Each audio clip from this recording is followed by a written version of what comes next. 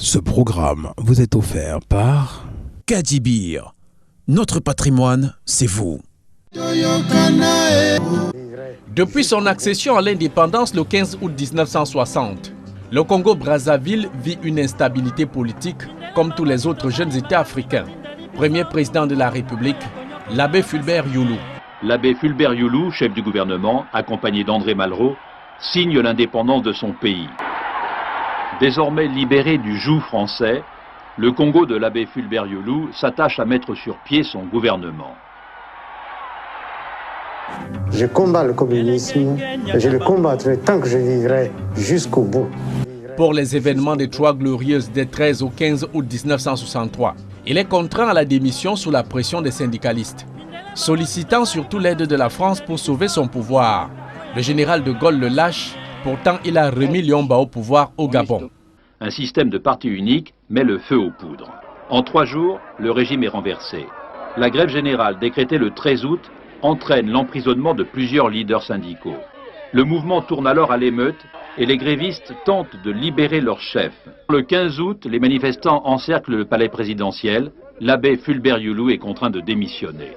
Ainsi, à son départ à la tête de l'État, Alphonse Massamba Déba, le nouvel homme fort de Brazzaville, tourne vite le dos à la France, se rapprochant surtout du bloc communiste de l'Est. Il se voit fasciné par le courant politique du socialisme scientifique. Des mots d'ordre et articles de presse puisent dans l'idéologie en cours en URSS, en Chine et dans les démocraties populaires.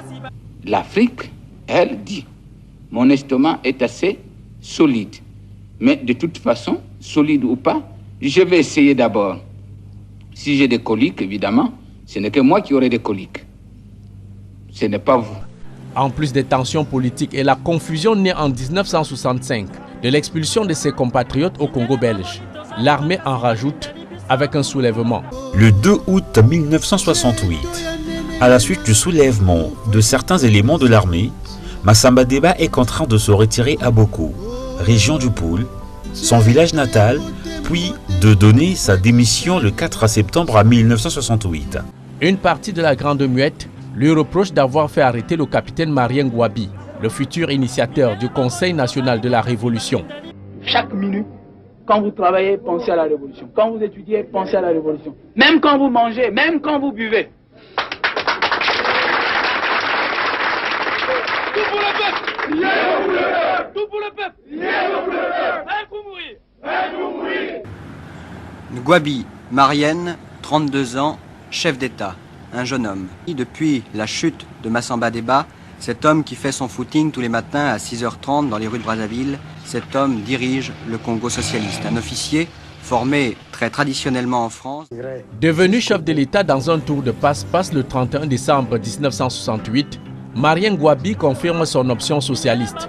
Et un nouveau parti unique, le Parti congolais du travail, voit le jour 1 an plus tard. À la Révolution et au Parti congolais du travail, je m'engage en me guidant le principe à défendre les statuts et la Constitution, à consacrer toutes mes forces au tir des idéaux prolétariens du peuple congolais. L'arrivée de Marien Ngouabi marque la naissance de la République populaire du Congo.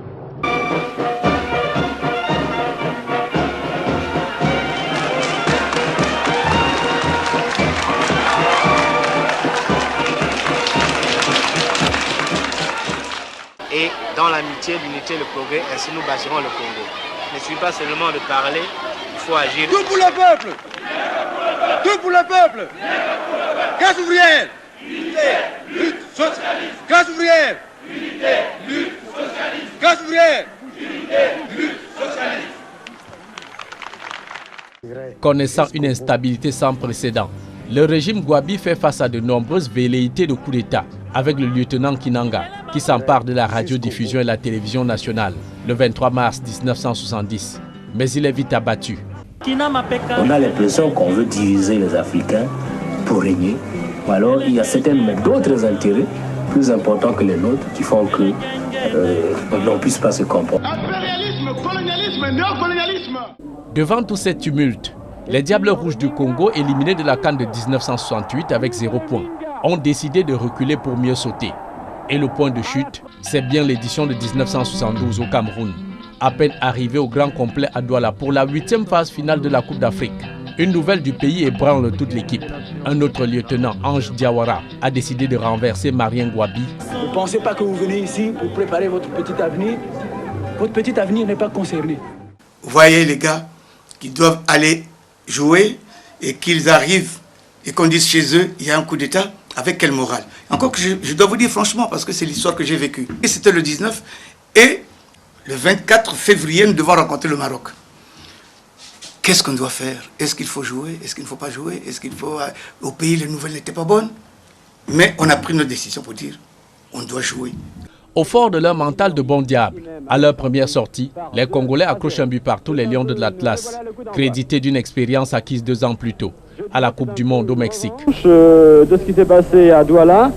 À leur deuxième sortie, le capitaine d'armée Ndolo et ses coéquipiers affrontent leurs voisins zaïrois avec qui ils sont en froid depuis l'éviction des Congolais par le Katangais Moïse Tchombe en 1965. Le duel familial se solde, 2-0 en faveur des Léopards de Mobutu. Les autorités depuis Brazzaville demandent alors à toute la délégation de quitter le tournoi pour avoir déshonoré la patrie. Très bien joué, le premier but. Zaïre à la 26e minute. But marqué par Mayanga. Le drame, c'est que le soir, nous avons reçu le message, un télégramme du membre du bureau politique, Pierre Nzé, qui nous disait « Vous avez blasphémé le drapeau du pays, rentrez, arrêtez la compétition. » Alors vous voyez dans quelle situation se trouvait. On a perdu contre Kinshasa, il y avait un coup d'État au pays. On nous demande de rentrer parce qu'on n'a rien foutu. Ben, à un moment donné, nous nous sommes retrouvés entre joueurs. J'ai mis en tête notre capitaine qui était en ce temps capitaine à l'armée, le capitaine Ndolo. Au fond, on n'a pas respecté les consignes du membre du bureau politique qui nous demandait d'arrêter la compétition et de rentrer. Et nous avons donc accepté de jouer le dernier match contre le... Touchés dans leur amour propre, les Diables Rouges puisent dans leur mental d'acier pour se relancer dans la compétition, avec au menu un match coupe-gorge contre le champion en titre, le Soudan. L'exploit est historique, ce 29 février 1972. Sur un score sans appel de 4-2. C'est la 14e minute et Mbono Sorcier vient de vous libérer. Il a égalisé sur une transversale de Tossao qui est déroutant ce soir et il a encore obtenu le but d'avance. À l'issue des 3 rencontres, le Congo se retrouve à égalité avec le Maroc, 3 points pour chaque nation. À ce moment-là, à la CAN, quand vous gagnez un match, c'était 2 points. Nous avions déjà 1 point, le match nul contre le Maroc. Tirage au sort arrive, le Congo est qualifié. Donc on va jouer le match de la demi-finale. À la main heureuse du tirage au sort, le Congo tombe sur un vrai morceau dur à croquer. Le Cameroun, pays organisateur, bénéficiant du soutien de son public et son chef de l'État Amadou Ahidjo, au stade Omnisport de Yaoundé.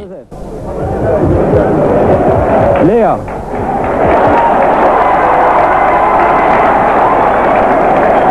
Bongo.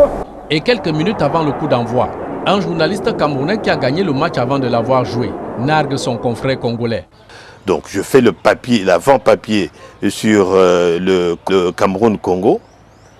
Quand je sors du studio, le collègue de radio Yaoundé me dit « Vous les Congolais là, ce que tu as raconté à la radio de chez toi là, c'est quoi? Donc vous pensez que nous sommes demi-finalistes et vous, vous êtes là, vous pouvez nous barrer la route. » Alors je dis à ce collègue, ta référence, c'est le match amical que nous avions joué contre vous, ici à Yaoundé. On avait fait un match d'entraînement contre le Cameroun. Ce jour-là, il n'avait plus. On nous avait battu 7-3. Mais ça, c'était notre match. Là, nous jouons la compétition. Nous, on n'est jamais arrivé à la demi-finale. Mais cette demi-finale, on va la jouer. Ce n'est pas pour la perdre. Et ce 4 mars 1972, ce qui devait arriver arriva. Devant 30 000 spectateurs et Amadou Ahidjo lui-même, les outsiders font chuter le grand Cameroun. Tête du numéro 12 camerounais, balle dans le terrain de Minga Pepe qui va tirer du pied gauche. Oh, premier but congolais intervient à la 31e minute et 43 secondes. À la fin. Nous jouons les arrêts de match. Et attention, voilà! Applaudissez Congolais! La République populaire du Congo est qualifiée pour la finale de ce tournoi. C'est du jamais vu. C'est miraculeux, Joseph Gavio. C'est miraculeux, jamais vu. Jamais vu. Ce collègue-là a pleuré quand nous avons éliminé le Cameroun parce qu'il est venu dans notre cabine. Il a pleuré. À 1-0 à la 37e minute, vous et moi, il faut le reconnaître, personne n'imaginait le Congo vainqueur final de cette demi-finale. Combien de balles sur les poteaux, sur les montants, sur les transversales, combien de balles ratées dans les 18 mètres à 1 mètre. La fatalité a empêché aux Camerounais de se qualifier pour la finale. Qualifiés donc pour la finale, les Congolais ont chaud d'explications avec les Aigles du Mali du Ballon d'Or Salif Keïta, professionnel et grand buteur devant Dieu et les hommes. J'ai fait l'insomnie. Tout à nu, j'ai pensé à ce que le trajet que j'ai fait pour arriver là.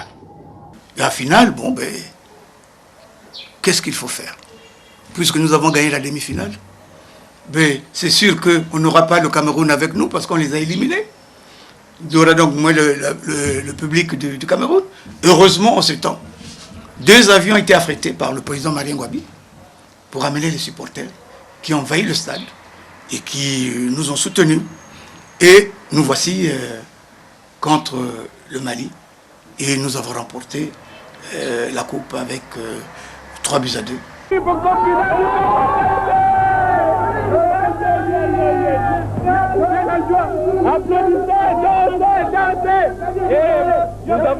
Nous avons ici une chorale. Yabiso, Balo Tembena Makolo. Yabiso, Balo Tembena Makolo. Congolais, Balo Gogoda Makolo. Quand Balekita apporte le ballon, la défense malienne a compris, a voulu jouer leur jeu. Moi, j'ai fait le geste pour ne pas partir. J'ai attendu pour dévier sur François Pelé qui est parti marquer. Je tiens à vous dire que pendant ce temps-là, l'arbitre, en accordant le but, a même dit « good player ».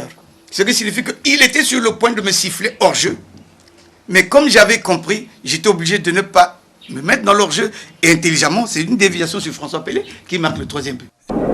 Qu'est-ce que ça produit chez François quand on repart de 72? Quand on parle de 72, j'ai des frissons.